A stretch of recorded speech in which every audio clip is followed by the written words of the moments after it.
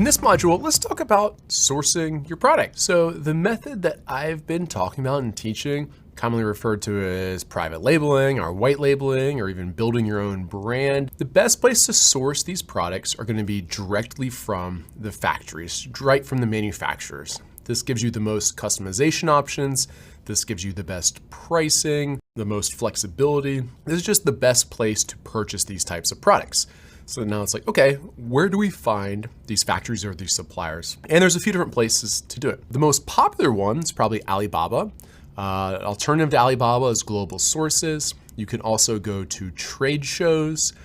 Jungle Scout has really cool functionality built into it called the supplier database that I'll talk a little bit more about later. A few things that these all have in common is there are different ways to find these factories, okay? The marketplaces like Alibaba or Global Sources, they're listing their factories here and you're searching for them.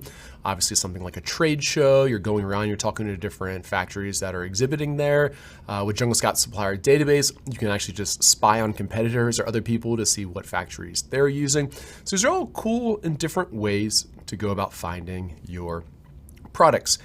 A question I often get asked, especially people living in the US, is how do I find factories or suppliers in the US?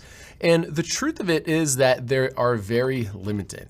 There is one source called Thomasnet that does specialize in manufacturing, specifically in the US.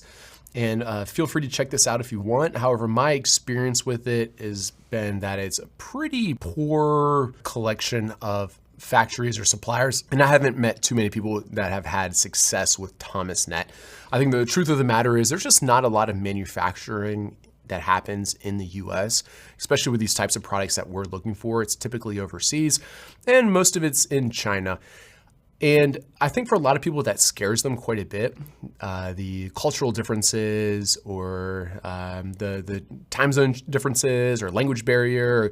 There's like a number of challenges or things that I think intimidate a lot of people, as was I. I remember I was really intimidated the first time that I went to go reach out. Like I was like, man, I don't have like a very legit business. I don't know what I'm doing. And I think I was like telling myself all these different reasons why I essentially shouldn't be contacting them or that I wasn't good enough or whatever else that I was telling myself.